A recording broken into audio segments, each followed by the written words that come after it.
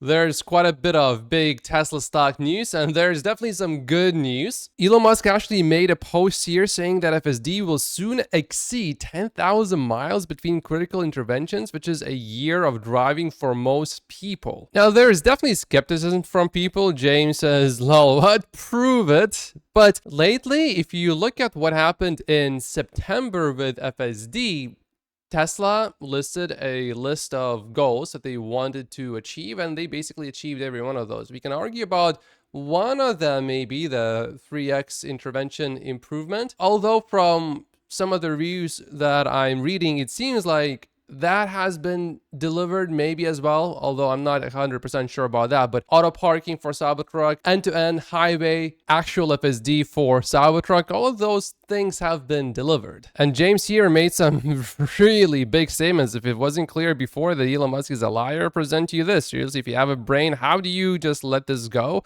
Maybe if you look at Elon's record, for example, creating a company that electrified the automobile industry, launching rockets, all of those things, of course, would have seemed impossible before Elon Musk done them. And now it's everyday reality for me to go outside and see a Tesla or to see a SpaceX launch, which costs a lot less than any government launch by NASA. Yeah, so we shouldn't really believe anything ever from Elon Musk. And this launched an argument between James and Omar. Omar points out the fact that James does not even have a Tesla vehicle and doesn't use the software himself. He just relies on what people post on X and YouTube. And I laughed out loud here. Alexandra asks James, which FSD version have you tried lately? And James deflects his answer to this question completely by saying, do not deflect from the argument and make this about me. That's a good deflection, James. Believe Elon Musk or not, that is a big statement coming from him. And he does have a track record of making the impossible happen. And before it happens, everyone says it's not going to work, it's never going to happen. And then eventually, bam, it happens. It supposedly comes out of nowhere. But if you look at Elon's track record at this moment, it is not going to be a surprise that eventually it is going to happen. But of course, in the meantime, everyone is going to keep saying, oh, Elon Musk is lying. Elon Musk is not being honest here. Elon Musk is never going to make this happen. But they will turn out to be very wrong. And this was Elon's reply to this post from Omar. Wow, relaxation factor of FSD is increasing exponentially. It's amazing to have your car driving all around, running errands, and have zero interventions, zero harsh or uncomfortable moments, zero complaints. It's just doing everything for you before you can even think to do it. This is the future, and some people are already experiencing it in San Francisco and other areas where FSD is substantially better than in other places. And naturally, of course, that is eventually going to come to every place in North America and then eventually the whole world. Maybe excluding China if they get a bit too sensitive about having close relationships with American companies. And here is some very good news for all of us Tesla stock investors. Tesla just won dismissal of lawsuit alleging misleading statements about full self-driving. Elon commented on it saying that justice prevailed. This lawsuit said that self-driving capabilities basically propped up its stock price and that Tesla was not honest, or Elon Musk basically exaggerated capabilities of full self-driving. Plaintiffs failed to connect Musk's hand-on management with any information that he allegedly learned, rendering his statements false or misleading, the judge wrote. And this was specifically about statement which Elon made before, saying that drivers could go to sleep in their car by 2020, among other promises. She found that some of the alleged overstatements concerned future plans, while others weren't necessarily false. So this is news proving that it is still legal and allowed to be an optimist in the United States. And so, of course, this is a huge win for Tesla. All of the bulls agree. And if Tesla can deliver unsupervised FSD to hardware or 3 cars, which I believe that Tesla will eventually do, any concerns about a class action lawsuit related to FSD, I would disagree with Farzad. It's not that it should disappear. It would definitely disappear. Doubly so if those cars can be added to the Tesla network. Jury's still out on that, says Farzad, but the recent updates are encouraging. My take on hardware 3 cars is that even if the current technology, let's say, is not good enough, Tesla eventually could make a computer upgrade for those vehicles, and I believe that would be cheaper than any kind of lawsuit, of course. And Tesla did promise to eventually deliver FSD to those cars, so Tesla would need to make good on that promise. And I don't think it would be that big of a deal to install new computers if eventually they are needed on these cars. But Tesla, I believe, would only do that after it makes full self-driving safer than human driving, and after maybe 1, 2, or 3 years of trying to figure out how to make it work on hardware 3. And if it cannot make it work during that time, then eventually there would be computer upgrades. But by then, these cars also would be older, so you would have less of these hardware 3 cars in the fleet, making it a little bit less expensive for Tesla. And the more Tesla drags this process out, the bigger the actual full self-driving fleet gets and the more money Tesla is making. So therefore, the financial hit on Tesla will not be as big, relatively speaking, because time in this case is on Tesla's side to improve its finances. Because if Tesla has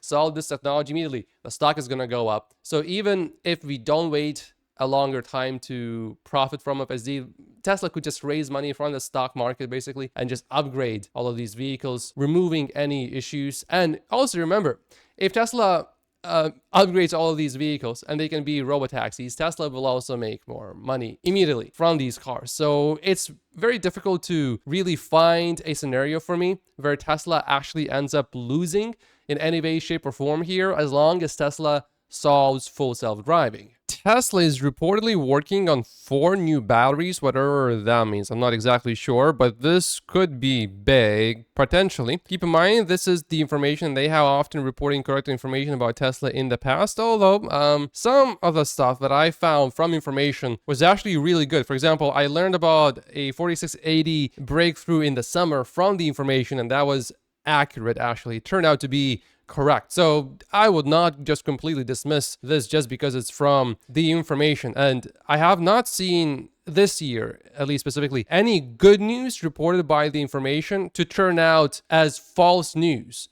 However, I have seen negative news reported by the information that turned out to be false. Reading the article, it says that it's going to be 4 new batteries, 1 for the Sabertruck, 1 for the robotaxi, which leaves us with 2 more vehicles. We know that the Model Y is going to be refreshed, so there's a good chance one of these batteries is going to be for the Model Y. And then that leaves us with another vehicle, likely the compact. Now, it could also be, well, there's a Model Y and a Model 3, so these 2 new other batteries could be just for those.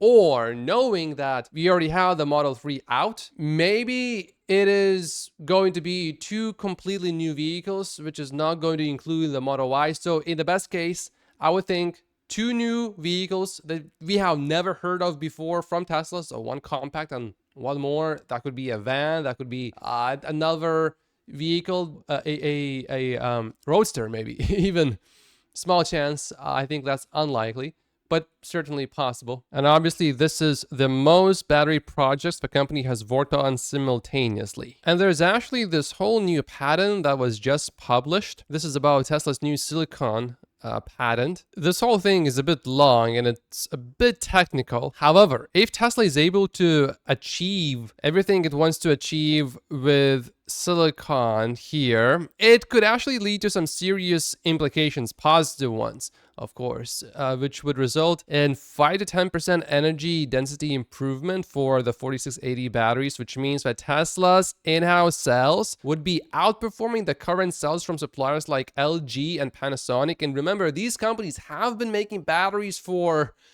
so many years, and for Tesla is just a side project.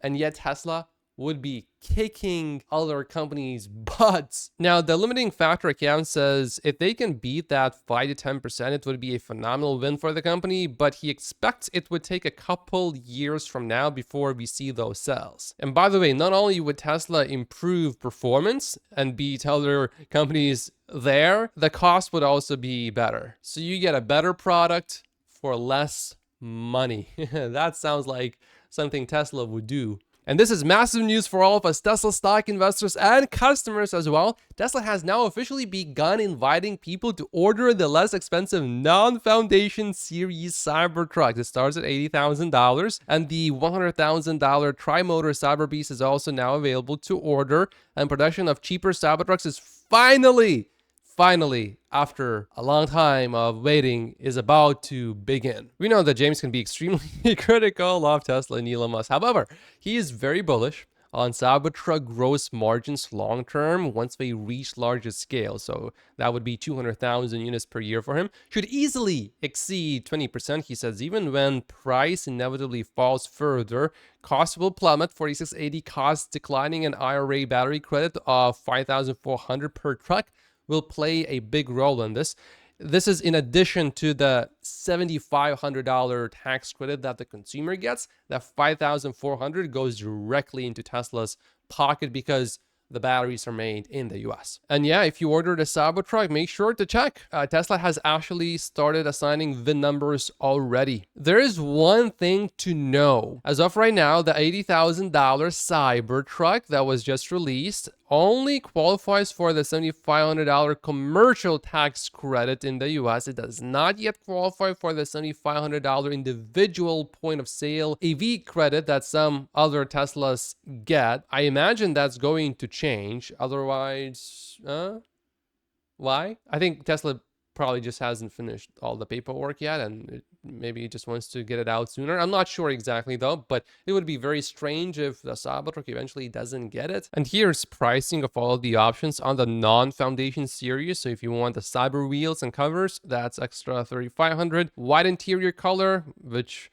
is definitely a great option if you live in a hot climate, $2,000. FSD, $7,000 for early reservation holders, and a range extender is $16,000. And this could also really help Tesla with delivery numbers in Q4, depending on how many Cybertrucks Tesla can produce. And we know that Tesla has quite a few 4680 batteries, and that the batteries, that's definitely not the limiting factor for Tesla to increase Cybertruck's production. So it's actually looking fairly good here for Tesla. Here's some interesting news. Tesla will be issuing a free over-the-air software update for the Cybertruck because of a rear view camera issue that might delay the image being displayed on the dashboard. And I saw some headlines on the mainstream media publications, and they're just running with it anyway. If we actually look at this document, we can also see that Tesla so far has built 27,000 Cybertrucks as of September 14th. And by the way, Tesla already updated this whole software thing, and the issue is fixed. But of course, the media reported that there was a recall. Yeah, but the issue is already fixed.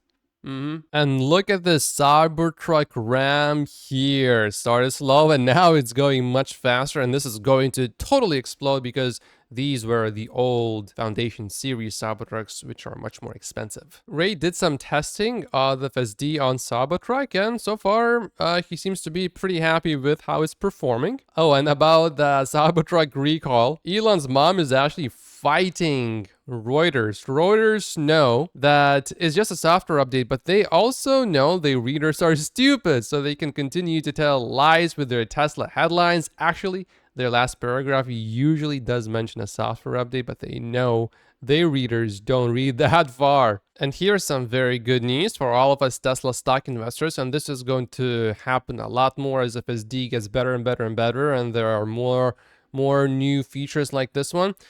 This guy posted a video of him using Tesla's new Actually Smart Summon, and 16 million people watched it between Instagram, TikTok, and YouTube. The top comment with 25,000 likes said, "I don't even like Teslas, but this is pretty cool." So you know, a lot of these people are later going to become Tesla customers. And this is actually some major news. Edmunds tested the new Model 3 Performance and it beat its EPA range estimate by 1%. This is actually massive news because in the past, Edmunds has said that Teslas didn't hit their EPA range estimates, but now that's not happening anymore. It looks like the new EPA testing standards are doing what they were designed to do, give you an accurate estimate of how far the car is going to go. This is a pretty big shift. So this was a positive review from Edmunds for Tesla. 306 miles of real world range is very, very impressive for a performance EV like this one, they said. And now we have to talk about Tesla's deliveries. Q3 deliveries, they came in at 463,000 vehicles. There were a few different estimates that I've seen being thrown around. I would look at Tesla's Wall Street consensus, which is basically a survey, a company compiled survey, which has the biggest number of analysts in there.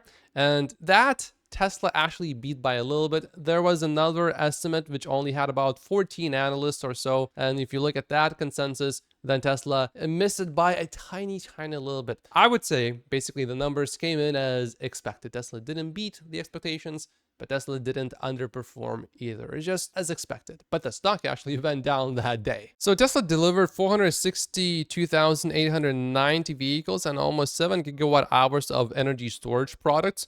Who was the most accurate analyst when it came to estimating deliveries? Well, it was actually the Wall Street median consensus, which came in very close to the actual numbers. If you look at specific analysts, James the cat actually did the best. 470,000 deliveries. There were a few other fairly good guesses like Troy and Larry, and a few more were a bit more off. One reason why the stock was down when deliveries were announced, I think some people were expecting or hoping that maybe with Q3 deliveries, we would now be ahead of the previous year overall, but to achieve that number, the deliveries must have been at 485,000. And another reason why the market was not a big fan of this delivery number is because a lot of the volume, or more of it than usual, came from China, and that's where Tesla is not as profitable. Let's take a quick look at Tesla's energy business. We can see that deployments still remain very elevated compared to before. And remember that the CFO did flag on the Q2 earnings call that energy storage deployments would be volatile. So one quarter is going to be much better, and then the next quarter could be substantially worse, and that's just normal, that's just expected, and I would expect that to continue. Now, in some quarters, it's going to be even higher than 10,000 gigawatt hours, which is supposed to be sort of the maximum production capacity, but that's because you can build up some of inventory and then you just deploy everything, and that inflates the number. So I expect these to be quite lumpy going forward, which is normal. And by the way, year over year, Tesla's energy growth just went up 73%. So if anyone says that this is a bad number, no, wake up. We can't just compare the previous quarter to the current quarter all the time.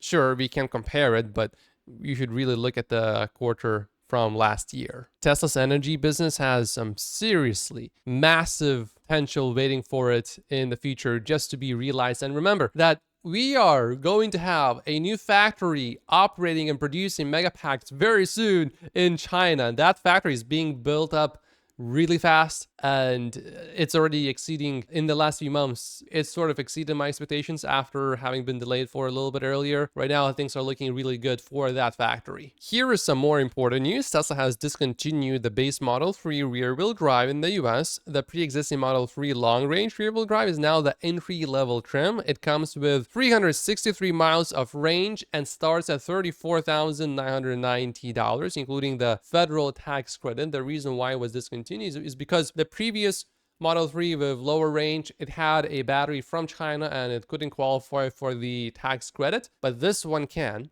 So naturally, why would you order the old version? Then you can get a better vehicle for less money, basically, when you consider everything that you get with the car, as well as the tax credit from the government. So naturally, Tesla decided to just discontinue that vehicle.